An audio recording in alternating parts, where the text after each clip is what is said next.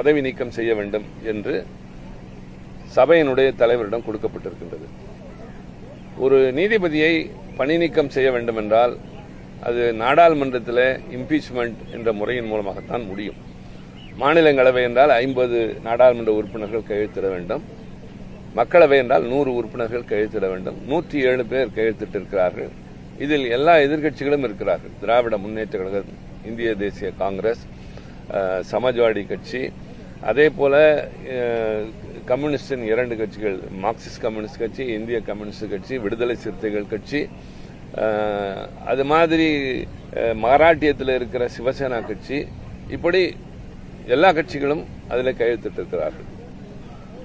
இப்போது வெளியிலே சொல்லப்பட்டு வருகின்ற ஒரு கருத்து, அது தவறான கருத்து என்பதை தெளிவுபடுத்துவது எங்கள் கடமை.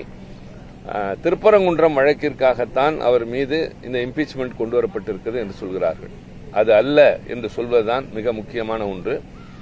காரணம், ஆகஸ்ட் மாதம், இதே வருடம் 2025 ஆகஸ்ட் மாதம் 11ஆம் தேதி இரு அவைகளையும் சேர்ந்த 50 நாடாளுமன்ற உறுப்பினர்கள் இவர் மீது 13 குற்றச்சாட்டுகளை எடுத்து வைத்து, இவர் தன்னுடைய பொறுப்பிற்கு மாறாக நடந்து கொள்கிறார், அரசியல் சட்ட மாண்புகளை காப்பாற்ற மறுக்கிறார், ஒரு நீதிபதி என்கின்ற பொறுப்பிற்கு மாறாக பொது இடங்களில் அவர் தனிப்பட்ட முறையில் விமர்சிப்பது, நீதிமன்றத்தில் தீர்ப்புகள் சொல்கிற போது பல்வேறு விதமான கருத்துக்களை, சில பேரை தனிப்பட்ட முறையில் பாராட்டுவது, சில பேரை விமர்சிப்பது போன்று 13 குறிப்பிட்ட நடவடிக்கைகளை குறிப்பிட்டு குடியரசுத் தலைவருக்கும் உச்சநீதிமன்ற நீதிபதிக்கும் அந்த மனு அனுப்பப்பட்டிருக்கிறது.